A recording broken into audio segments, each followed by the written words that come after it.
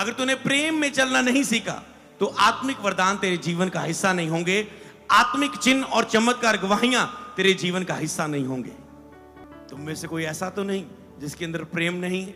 आज वचन के द्वारा तुम्हें अपने आप को चेक करना है, क्या तुम में प्रेम है या नहीं। अगर प्रेम नहीं तो तुम में कुछ भी नहीं है। बाइबल चमत्कारों और सामर्थ से भरी हुई है, शक्तियों से भरी हुई है, चिन्ह और चमत्कार अद्भुत कामों से, भविष्यवाणियों से भरी हुई है।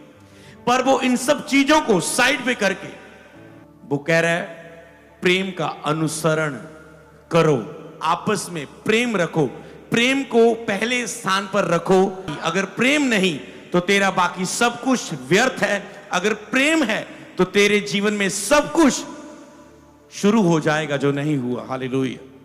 अगर आपको कुछ भी चाहिए, दान, वरदान, भविष्यवाणियां, गवाही, चिन्ह और चमत्कार, कुछ भी क्यों ना चाहिए, वो प्रेम में होकर सब चीजें आपको मिलेगी। ये वचन बताना चाहता है। तुम आपस में झगड़े होते तुम्हारे, वो भी अविश्वासियों के सामने। तुम्हारी फैमिली नॉन बिलीवर है, तुम बिलीवर हो, तेरा भाई बिलीवर है, तुम बहन भाई आपस में लड़ रहे हो, वो कैसे मसीह में आ जाएंगे। तुम्हारे पड़ोसी तुझे लड़ाई झगड़ा करते देखते हैं, वो कैसे मसीह में आ जाएंगे। प्रेम सब बातें सह लेता है। अगर आपके अंदर प्रेम है, आप ये नहीं कहोगे इसने मुझे ये बोल दिया, वो बोल दिया, मुझे ऐसा क्यों कहा, मुझे वैसा क्यों कहा, चार बंदों के बीच में मुझे ऐसा क्यों कहा, वैसा क्यों कहा, मुझे इसकी बात का बुरा लगा, तुम्हें माफी मांगनी चाहिए, तुम्हें ऐसा करना चाहिए। जब तक तुम मुझे माफ नहीं करेगा मैं तुझसे बात नहीं करूंगी, मैं तुझसे बात नहीं करूंगा, मैं तुझे चेहरा नहीं देखूंगा, मुझे बुलाना नहीं। प्रेम सब बातें सह लेता है, वो लंबी कहानी नहीं बनाता। उसे जब कुछ भी बोला जाता है वो आराम से सह लेता है। कई लोगों के डिवोर्स क्यों होते रहते हैं, क्यों बार बार असफलता होती है? क्योंकि कहीं ना कहीं उन्होंने प्रेम को ठुकराया है, धीरज को ठुकराया है, वचन को तोड़ा है। फिर मनुष्य जो बोता है बार बार वही उसके सामने आता है, वही वो काटना शुरू करता है। एक दूसरे पर दयालु, कृपालु, करुणामय हो, तरस खाओ, कोमलता से एक दूसरे के पर कोमलता दिखाओ। क्यों दिखाएं? आप कहते क्यों करें? कोई मेरे साथ बुरा करे, मैं क्यों कोमलता दिखाऊं? कोई मेरे साथ सही तरीके से बात ना करे तो मैं क्यों शुरू करूं? कोई मुझसे झगड़ा खत्म नहीं करना चाहता तो मैं क्यों शुरुआत करूं? मैं क्यों कोमलता दिखाऊं? वो मेरे पास से ऐसे निकल जाती है तो मैं क्यों उससे बुलाऊं? वो मेरे साथ ऐसे सामने, वो मुझसे बुलाता नहीं है चर्च का वॉलंटियर, तो मैं उससे क्यों बुलाऊं? मैं क्यों उससे प्रेम की शुरुआत करूं?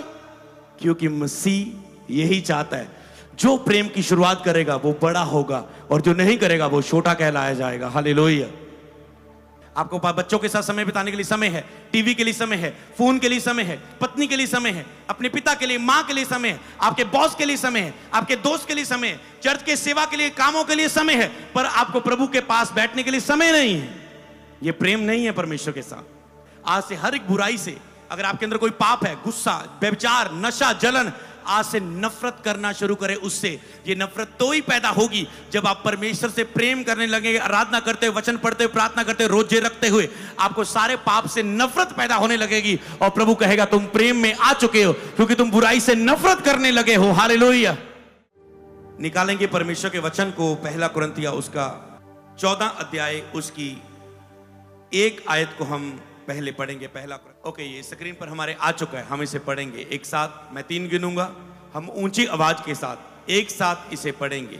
1 2 3 पढ़ें। प्रेम का अनुकरण करो और आत्मिक वरदानों की भी धुन में रहो, विशेष करके ये भविष्यवाणी करो। बोले आमीन। एक बार फिर से पढ़ें। प्रेम का अनुकरण करो, आत्मिक वरदानों की भी धुन में रहो, विशेष करके भविष्यवाणी करो। हालेलुया। आज का मैसेज है प्रेम के बारे में, और ये बाइबल में सबसे बड़ा, पावरफुल, महत्वपूर्ण विषय है, प्रेम का विषय। हालेलुया। वो कहता है प्रेम का अनुकरण करो और आत्मिक वरदानों की भी धुन में रहो। यहां पर वो आत्मिक वरदानों की भी धुन में, मतलब महत्वपूर्ण क्या हुआ? कहता है प्रेम का अनुकरण करो और आत्मिक वरदानों की भी धुन में रहो। मतलब वो आत्मिक वरदान दूसरे नंबर पर जोड़ता है और प्रेम को पहले नंबर पर रखता है। कहता है प्रेम का अनुसरण करो, आत्मिक वरदानों की भी धुन में रहो, विशेष करके भविष्यवाणी करो, क्योंकि जो अन्य अन्य भाषा में बातें करता है वह परमेश्वर से बातें करता है और वेद की बातें आत्मा में होकर कहता है। इसलिए कहता है चाहे तुम अन्य भाषा में प्रार्थना करो, चाहे तुम भविष्यवाणी करो, चाहे तुम चंगाई करो, चाहे तुम बड़ी से बड़ी सामर्थ्य भी क्यों ना रखते हो, बड़ी से बड़ी आशीष तुम्हारे जीवन में क्यों ना हो, पर इन सबसे बढ़कर वो कहता है प्रेम है। प्रेम का अनुसरण करो और आत्मिक वरदानों की भी धुन में रहो। इसके बाद वो कहता है कि अन्य अन्य भाषा करने वाला परमेश्वर से बातें करता है और वेद की बातें आत्मा में होकर बोलता है। कहता है अन्य भाषा से बढ़कर तुम ये कोशिश करो कि तुम भविष्यवाणी भी कर सको, पर मैं कहता तुम्हें यह भी कहना चाहता हूं कि भविष्यवाणी से भी बढ़कर, आत्मिक वरदानों से भी बढ़कर मैं तुम्हें यह कहता हूं कि प्रेम का अनुकरण करो। समझ चुके हैं? इससे पहले कि उसने आत्मिक वरदानों के बारे में पहला कुरिन्थियों 14 अध्याय में आत्मिक वरदानों के बारे में लिखा है कि इससे पहले कि वो आत्मिक वरदानों के बारे में बताए, आत्मिक शक्तियां के बारे में बताए, पहले वो कहता है प्रेम के बारे में सीख लो। आगे बढ़ेंगे हम पहला कुरिन्थियों उसका 13 अध्याय उसकी 1 से 8 तक लगातार मैं उसे पढ़ूंगा। यहां पर लिखा कहता है यदि मैं मनुष्यों और स्वर्गदूतों की बोलियां बोलूं और प्रेम ना रखूं तो मैं ठनठनाता हुआ पीतल और जनजनाती हुई झांझ हूं। यदि मैं भविष्यवाणी कर सकूं और सब वेदों और सब प्रकार के ज्ञान को समझूं और मुझे यहां तक पूरा विश्वास हो कि मैं पहाड़ों को हटा दूं, परंतु प्रेम ना रखूं तो मैं कुछ भी नहीं। प्रेम ना रखूं तो मैं कुछ भी नहीं। चाहे तुम्हें बहुत कुछ लगे, मेरे पास अच्छा घर है, मेरे पास एसी रूम है, मेरे पास अच्छी गाड़ी है, मेरे पास अच्छी जॉब और मैं अच्छा एक बिजनेस कर रहा हूं, जब मैं फॉरेन में एक अच्छी कंट्री में पीआर ले चुका हूं, पर वो कहता है अगर प्रेम नहीं तो मैं कुछ भी नहीं। आपने ये कहते सुना है पवित्र आत्मा के बिना मैं कुछ भी नहीं, लेकिन पवित्र आत्मा के द्वारा मसीह का प्रेम हमारे हृदयों में डाला गया और हमारे हृदयों में प्रेम नहीं तो हम कुछ भी नहीं। यदि मैं अपनी संपत्ति कंगालों को खिला दूं, जब अपनी देह जलाने के लिए दे दूं और प्रेम ना रखूं तो मुझे कुछ भी लाभ नहीं। मतलब प्रेम के बिना आपके धर्म के काम आपको लाभ नहीं देने वाले। तुम कंगालों को दोगे, विधवाओं को दोगे, लोगों की मदद करोगे, दया करोगे, लोगों पर बहुत कुछ करने की कोशिश करोगे, पर अगर तुम में प्रेम नहीं, तुम फेमस होने के लिए, या अपनी महिमा के लिए, या अपने घमंड के लिए, या अपने नाम के लिए, दिखावे के लिए, पहचान के लिए करोगे, पर तुम्हारे अंदर हृदय में वो प्रेम नहीं होगा। अगर प्रेम नहीं तो कुछ भी लाभ नहीं। इसका मतलब प्रेम है तो मसीह जीवन में लाभ ही लाभ है, फायदे ही फायदे हैं। प्रेम धीरजवंत है। अब प्रेम की ताकत देखो, प्रेम क्या करता है, प्रेम क्या है, प्रेम कैसा होता है। कहता है प्रेम धीरजवंत है, प्रेम धीरज रखता है, वेट करता है, इंतजार करता है, भरोसा रखता है, विश्वास में खड़ा रहता है, जल्दबाजी नहीं करता, परमेश्वर के सामने कुड़कुड़ाता नहीं, परमेश्वर के सही समय का इंतजार करता है। क्या आप सही समय का इंतजार कर रहे हैं? क्या आप धीरज में हैं? क्या आप रिलैक्स हैं, शांति में, धीरज में हैं?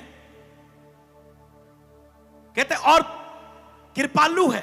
प्रेम कृपा करता है, दया करता है दूसरों पर तरस खाता है, दूसरों को अपने से, अपनी ही नहीं दूसरों की भी चिंता करता है, भूखे को खिलाता है, नंगे को कपड़ा देता है, अनाथ और विधवा की सुधि लेता है, जरूरतमंद से मुंह नहीं फेर लेता, जबकि ये देखता है अगर इसकी जगह मैं होता तो कैसा होता, अगर इस कंगाल की जगह मैं होता तो कैसा होता, अगर इस जिसके पास बच्चा नहीं है अगर मेरे पास ना होता तो मैं कितना चिंता में होती, कितना चिंता में होता। नहीं, मैं इस बहन के लिए जिसके पास मुझे पता चला बच्चा नहीं है, मैं रोज इसके लिए प्रार्थना किया करूंगी रोजे रख के। ओ इसके पास जॉब नहीं है, अगर मेरे पास जॉब ना होती तो मैं कितना दुखी होता। मुझे इस व्यक्ति के लिए प्रार्थना करनी है। मुझे पता चला चर्च में वो आने वाला विश्वासी जो मेरे पिंड से आता है, उसके पास काम नहीं है। आज से मैं रोज उसके लिए दया से प्रार्थना करूंगा। हो सके तो किसी की मदद करने का मौका मिले, तेरी क्षमता हो, तुझ में ताकत हो, तुम ब्लेस्ड हो, तो मैं मदद करूंगा उसकी। मैं निगाह फेर नहीं लूंगा, ध्यान हटा नहीं लूंगा, उसको धक्के नहीं मारूंगा, उसका मजाक नहीं उड़ाऊंगा जरूरतमंद का।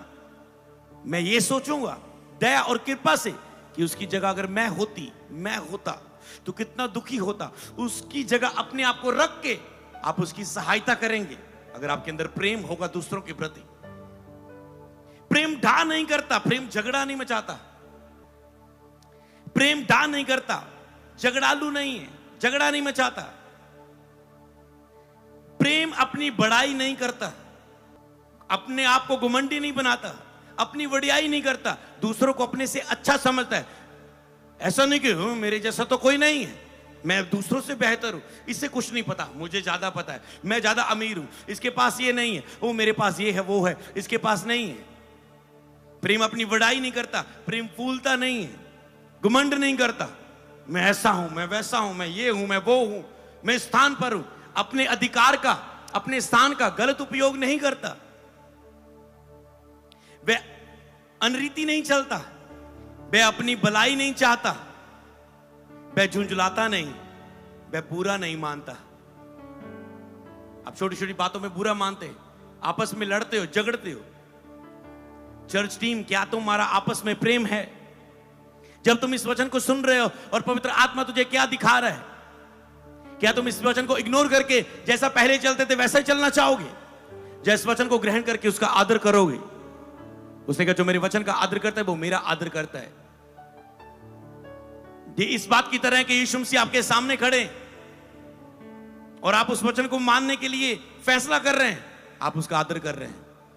इस वचन को सुन के भी अपने व्यापार, बिजनेस, जॉब, सेवकाई में वापस उन हालातों में जाने के बाद इसे ना लागू करना, ये इस बात की तरह है कि यीशु मसीह आपके सामने कुछ कह के गए और आपने उसे अनादर दिया, अनादर किया और नहीं माना। प्रेम बुरा नहीं मानता, कुकर्म से आनंदित नहीं होता, वो पाप से, बुराई से आनंदित नहीं होता, उसमें शामिल नहीं होता, परंतु सत्य से आनंदित होता है। जहां सत्य की बात है, सच्चाई की बात है, उससे आनंदित होता है। चर्च में सत्य वचन है, सच्चाई की बात है।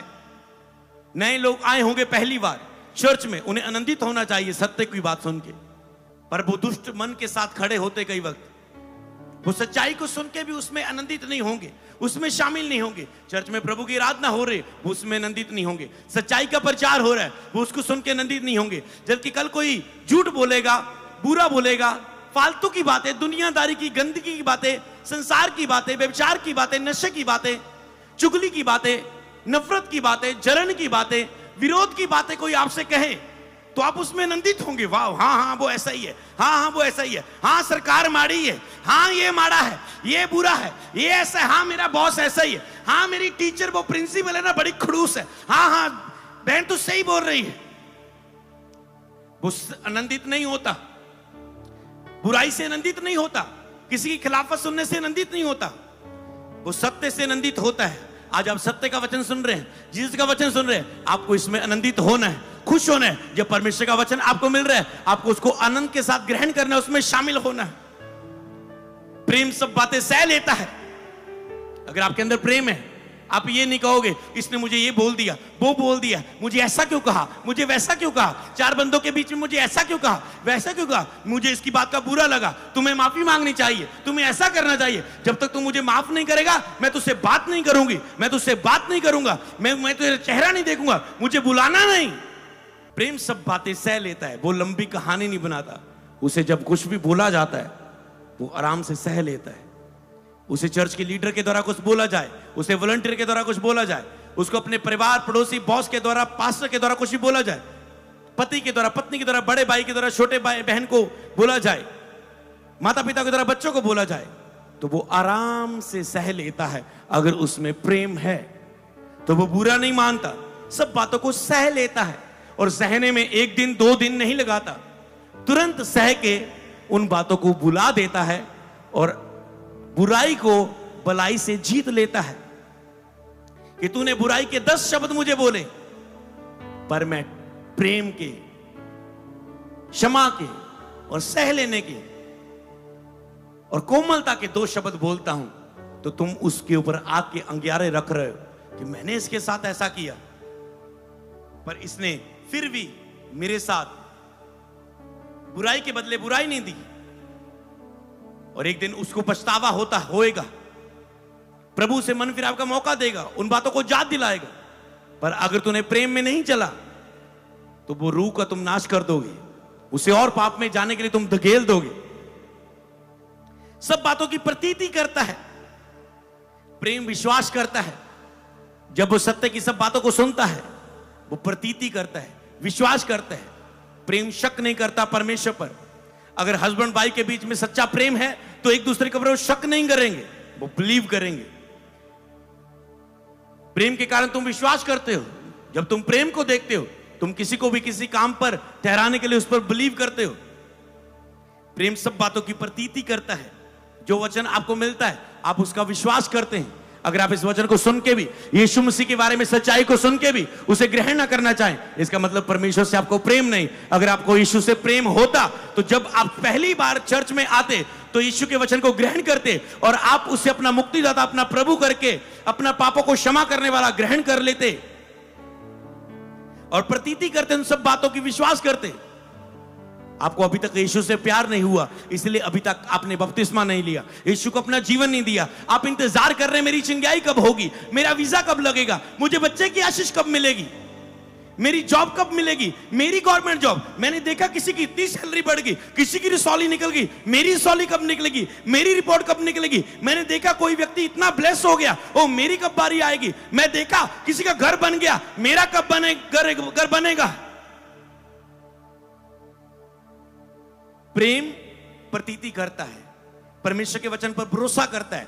वो अपने गवाही का इंतजार नहीं करता, वो इंतजार करता है कि मेरा संबंध परमेश्वर के साथ सही है।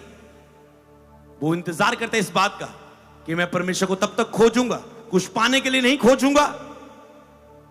हर एक व्यक्ति जब परमेश्वर को उपवास में या किसी रीत से खोजता होता है, संसार से वो ध्यान हटाकर परमेश्वर की ओर बढ़ता है, तो वो किसी चीज के लिए खोजता है।